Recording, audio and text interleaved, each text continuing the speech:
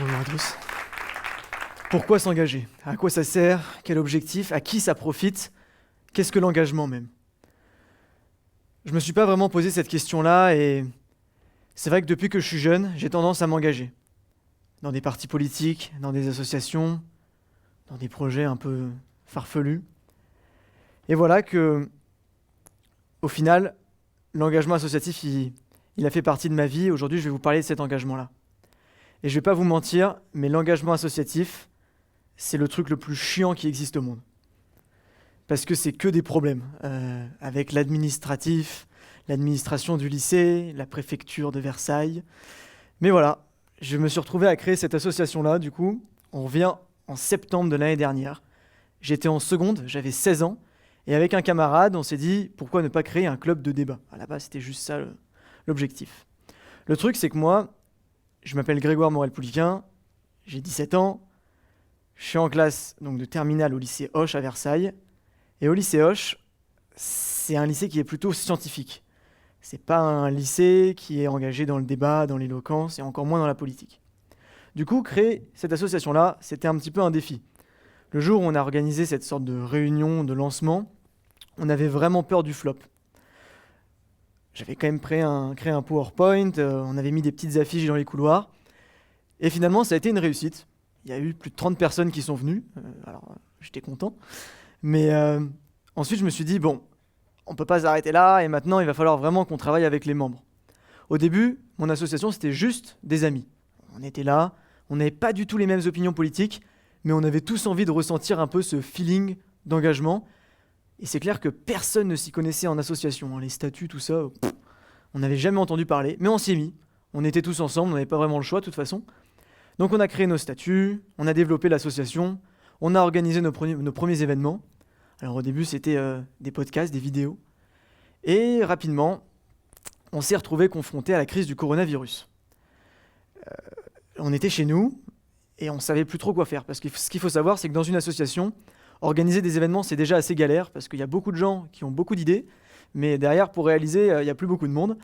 Donc on s'est dit, bon, on va continuer à travailler. Et du coup, je me suis dit, bon, on va faire un partenariat avec une entité qui s'appelle le Projet Voltaire. Projet Voltaire, c'est une certification en orthographe. Normalement, c'est réservé aux lycées partenaires. Et moi, je leur ai envoyé un mail, je leur ai dit, bonjour, j'ai créé une association. Est-ce qu'on pourrait travailler ensemble? Ils m'ont dit, ouais. Et puis, du coup, ils m'ont envoyé en fait des identifiants pour tous les élèves qui en voulaient. Et du coup, on a pu donner des identifiants pour s'entraîner en orthographe et en grammaire à tous les élèves d'abord membres de l'association et ensuite à tous les élèves qui étaient donc au lycée Hoche, et qui le souhaitaient évidemment. Et ensuite, je me suis dit un truc, je me suis dit, mais les gens qui font des conférences, normalement, là, ils peuvent plus les faire étant donné qu'on est confinés. Du coup, je leur ai envoyé des mails, je leur ai dit, bonjour, je m'appelle Grégoire, toujours la même chose. Et je leur ai proposé de venir faire des sortes de conférences virtuelles. Et j'ai eu une première réponse positive d'une personne qui s'appelle Ziad Doueri. Ziad Doueri, c'est le réalisateur de la série Baron Noir sur Canal+, avec Cadmerade. Et c'est aussi le réalisateur de la série Dérapage sur Netflix. Il a aussi été nommé aux Oscars pour un de ses films qui s'appelle L'Insulte. Et c'est-à-dire que c'est un réalisateur qui est très engagé. Quand on a fait cette rencontre virtuelle, on était en direct sur YouTube. C'était la première qu'on faisait. On avait préparé des petites questions et tout ça. Et cette personne-là, elle était super engagée. Il menait un véritable combat pour la culture, pour l'accès au cinéma et tout ça.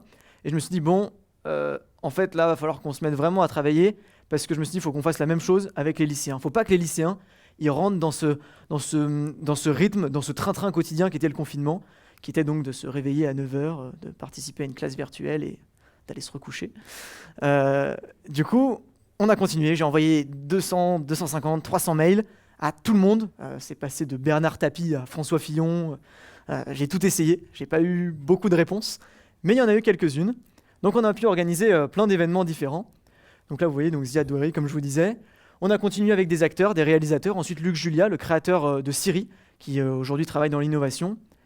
Et on est arrivé au point clé du confinement, c'était François Hollande. François Hollande, c'est l'ancien président de la République. C'est quelqu'un que je voulais absolument inviter parce que c'est vrai qu'il porte un débat assez élevé sur la démocratie. Donc, j'ai tout essayé pour le contacter. Je suis passé par ses réseaux sociaux, je suis passé par LinkedIn, par le Parti Socialiste, tout ça. Et j'ai eu une réponse positive de son cabinet. Donc là, j'étais tout content. Et en fait, c'était le début des problèmes, quoi. Euh, parce que c'est vrai que quand on organise une conférence avec un ancien président, on ne peut pas faire ce qu'on veut. Mais c'est normal, ils ont été super pédagogues avec nous. Et c'est vrai qu'à partir du moment où ils nous ont fixé la date de cette rencontre virtuelle qu'on allait faire en direct sur YouTube, je me suis mis dans ma bulle et j'ai travaillé pendant 3 semaines. J'avais la tête presque que à ça. Désolé papa, maman. J'ai peut-être perdu un petit peu de scolaire à ce moment-là, mais on a continué à travailler. Moi, je travaillais avec une équipe du coup de 15 élèves. Et en plus de ça, il fallait gérer les professeurs d'histoire géo qui voulaient un petit peu avoir leur part du gâteau. Il fallait gérer l'administration du lycée qui voulait vérifier qu'on faisait pas n'importe quoi, même avec les professeurs d'histoire géo. Il fallait vérifier, s'occuper de tous les membres qui voulaient absolument poser leurs questions à François Hollande. C'était un petit peu n'importe quoi. Et il fallait aussi s'occuper du cabinet qui nous mettait un peu la pression et tout ça, et qui voulait un petit peu vérifier qu'on faisait pas n'importe quoi aussi. Mais ils nous ont tous fait confiance et au final, on a réussi à organiser cet événement-là. C'était incroyable parce que il y avait tellement de choses à gérer, je ne sais même pas comment on a réussi à faire tout ça. Je vous donne des exemples. La communication. Alors ça a l'air simple comme ça, mais d'un côté, il fallait faire la communication externe, c'est-à-dire qu'il fallait parler de nous sur les réseaux sociaux. Et d'un côté, il fallait faire la communication interne, c'est-à-dire que là, il fallait envoyer des messages à tous les profs pour leur dire « Est-ce que vous pouvez demander à vos élèves de venir nous regarder en direct ?» En gros, c'était ça. Et on a continué à travailler. On s'est occupé notamment de la préparation des questions. Il fallait trouver un thème, des questions assez accessibles, mais en même temps des questions assez intéressantes. On a continué à travailler, ça s'est déroulé, et c'est vrai que le jour où on a fait la conférence, je me rendais même pas compte de ce que j'étais en train de faire, mais j'étais super content. Donc c'était ça le plus important, ça s'est super bien passé. On a pu sélectionner des questions du coup des spectateurs qu'on a pu poser au président, et au final ça a été une expérience vraiment magique.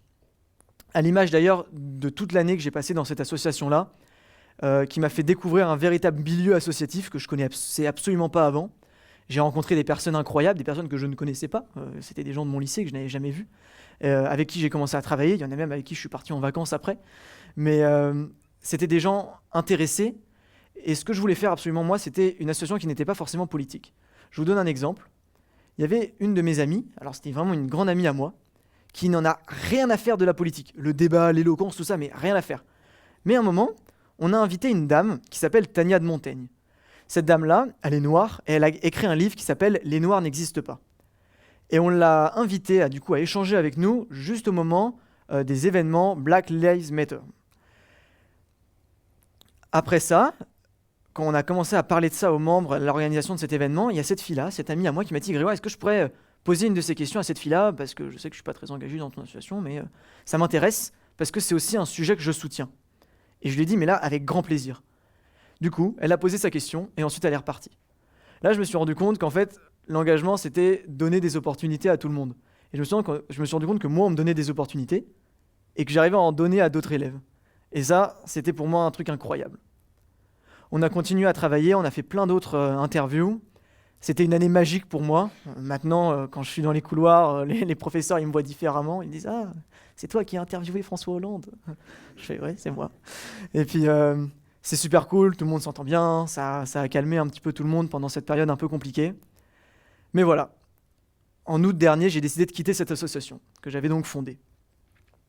Pourquoi ? Parce que j'ai considéré qu'à partir du moment où certains élèves, certaines personnes de mon âge, s'attaquaient au projet initial, au cœur du projet, c'était pas à moi de continuer.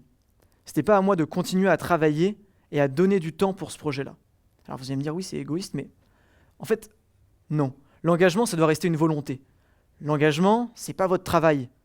L'engagement, c'est le fruit de votre volonté et vous faites des choses qui vous intéressent. Et du coup, j'ai dit voilà, je pars. Il y a d'autres gens qui sont partis avec moi, il y a des gens qui sont restés, ils continuent l'aventure sans moi. Mais au final, j'ai continué à faire d'autres projets. Évidemment, je ne suis pas allé dans une grotte à rien faire. L'année dernière, j'avais créé mon propre label de musique. Ça n'a rien à voir, hein, vous allez me dire. Mais j'adore la musique. Du coup, j'avais créé mon label pour diffuser les sons de mes amis sur les plateformes.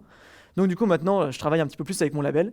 Les problèmes sont exactement les mêmes. Avant, j'avais des problèmes administratifs avec la préfecture. Maintenant, j'ai des problèmes administratifs avec la SACEM et avec les plateformes de streaming qui diffusent pas les bons sons au bon endroit. Mais au final, c'est ça que j'aime faire. Et c'est ça, un engagement. Un engagement, c'est pas forcément associatif, c'est pas forcément syndical, c'est pas forcément militaire, c'est pas forcément sportif. L'engagement, c'est quelque chose que vous faites et que vous appréciez. Là, aujourd'hui, j'ai créé mon label, je le développe, je fais de la musique avec mes amis et je mets ces musiques-là sur les plateformes. Je ne demande pas de plus. Je suis content de faire ça. Alors oui, il y a toujours un aspect chiant, hein, ça bouge pas, mais c'est ce que j'aime faire et je vous le souhaite vraiment à tous. Ce que je vous souhaite, c'est de pouvoir faire des choses qui vous intéressent en dehors de votre travail et je vous souhaite vraiment de pouvoir rencontrer des personnes avec qui vous pourrez travailler en toute sécurité et en toute simplicité. Merci à tous.